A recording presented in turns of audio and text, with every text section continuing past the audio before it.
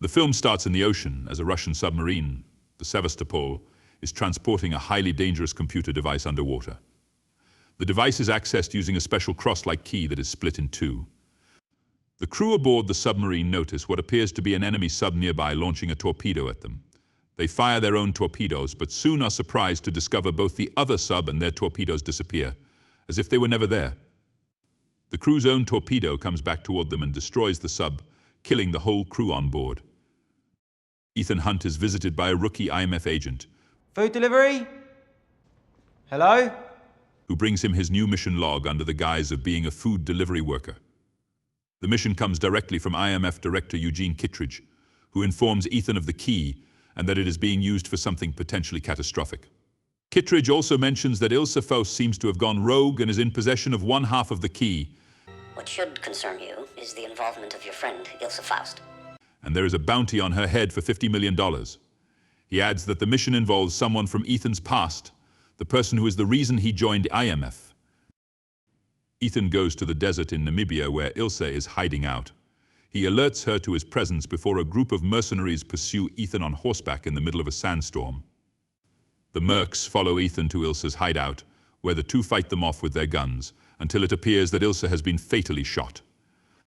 Kittredge meets with the heads of various intelligence agencies, known as the Community.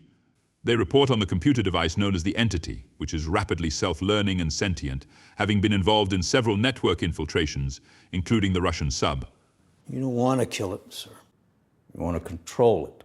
Kittredge brings up IMF, just as Ethan, in disguise, uses knockout gas to incapacitate everyone except Kittredge, giving him his own mask. Ethan knows that Kittredge put the bounty on Ilse, but a flashback shows that she is still alive and gave Ethan her half of the key before fleeing.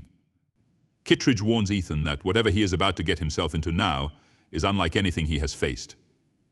Ethan then uses a mask of Kittredge so he can leave the building, and he shoots Kittredge with a tranquilizer dart. Ethan meets with Benji Dunn and Luther Stickle to discuss the Entity and a plan for catching whoever is responsible for it. They learn of a buyer going for the key at an airport in Abu Dhabi. Meanwhile, an agent with the Community named Jasper Briggs and his partner Diggers are after Ethan. The IMF trio arrive at the airport for their mission. Probably. Definitely. With help from Benji and Luther, Ethan is able to trick Jasper into going after the wrong guys by tampering with their video surveillance. Ethan ends up following a woman named Grace, who has pickpocketed the other key half. He catches up to her and forces her to stick by him after they find that the buyer is dead, killed by a mysterious assassin known as Paris. They try to outrun Jasper and his guys while Benji notices a mysterious item going into the luggage department. Luther helps him track it down and find that it's a bomb, which activates and can only be disabled by solving riddles or answering personal questions, and it knows when Benji is lying. It even leaves a taunting message to Benji, "You are done." You are done. No way. Not yet, we aren't. When Benji is stuck on the last question with seconds to go, he looks at the bottom and realizes the code is supposed to spell good luck, and then he finds that it was empty all along. Ethan then loses track of Grace after he spots a mysterious man known only as Gabriel, who then appears to vanish into thin air. Jasper and Degas then find Ethan and chase him through the airport, but he manages to get away. Ethan tracks Grace to Rome, where she is apprehended by police with numerous fake passports and identities that are wanted all across the globe for numerous crimes of thievery. Ethan poses as her lawyer and learns that Grace was hired by an anonymous third party to acquire the key half. While Ethan tries to sneak out, Grace finds a way to get away from him. Perfectito. E la mia cliente. The two are then found by Paris, who pursues them along with the authorities. A chase ensues across Rome, forcing Ethan and Grace to find an IMF-safe car, but Paris is able to track them anyway. After some extensive maneuvering, Grace flees from Ethan again. Ethan reunited with Benji, Luther, and Ilse as they discuss the Entity and Gabriel. They make arrangements to go to a party in Venice where Gabriel will attend. At the party, Gabriel finds Grace and brings her to Alana Mitsopoulos' White Widow. Ethan and Ilse find them as well, learning that Alana has the other key half and was the one who hired Grace to find the other half. Gabriel talks up the Entity, and how Alana also knows why they must bring the key to it. The Entity is seemingly omniscient and knows several outcomes of events. Gabriel states that either Grace or Ilse will die before the key is delivered. But only after someone you care about dies.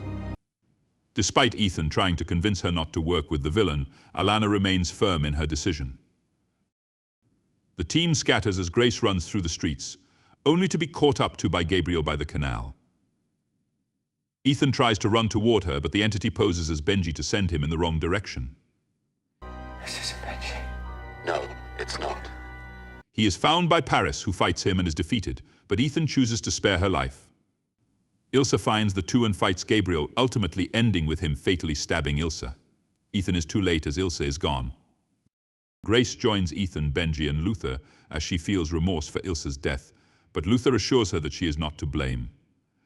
The new plan is to tail Alana as she is set to meet with a buyer for the key on the Orient Express. Benji makes a mask for Grace to pose as Alana, but when he tries to make a mask for Ethan to pose as her brother, the mask machine malfunctions, forcing Ethan to come up with a new plan to board the train. On the train, Gabriel and Paris board and kill the conductor, causing the train to go at its maximum speed. Ethan rides a motorcycle and tries to find a good position to jump on. Grace incapacitates Alana and poses as her. Meanwhile, Gabriel and Paris encounter Denlinger, who hopes to align himself with the entity. He talks about the Sevastopol, which was testing its stealth capabilities using the entity's network, but instead took control and tricked the sub into blowing itself up. When Denlinger says he knows where the sub is located, Gabriel slashes his throat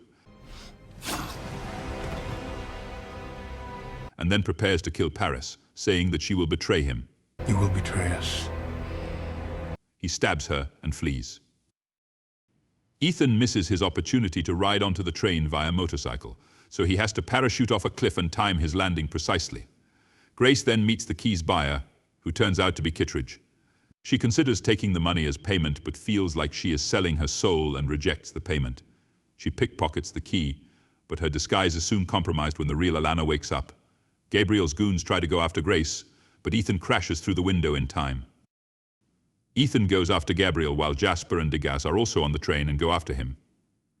Grace heads to the front to try and stop the train from going further. After a long fight, Jasper and Degas corner Ethan before he can kill Gabriel, allowing him to jump off the train. Gabriel then sets a timer for bombs to blow up the incoming bridge. Ethan and Grace unhook the front car while the agents try to get everyone on board to safety. The bridge blows up and Ethan and Grace have to climb through multiple falling cars. Just before they fall, they are saved by Paris. Just before she loses consciousness, she mentions the Sevastopol and wishes Ethan good luck. Ethan then escapes on a parachute before Jasper and Degas can arrest him. Grace then finds Kittredge and says she wants to join AIF. Gabriel appears content in his victory until he realizes Ethan switched the key he took from Grace with a lighter. Ethan reunites with Benji, now in possession of the key. Kittredge's voice is then heard addressing Ethan, as his next mission now involves finding the Sevastopol and saving the world. He also wishes Ethan good luck. Good luck, Ethan.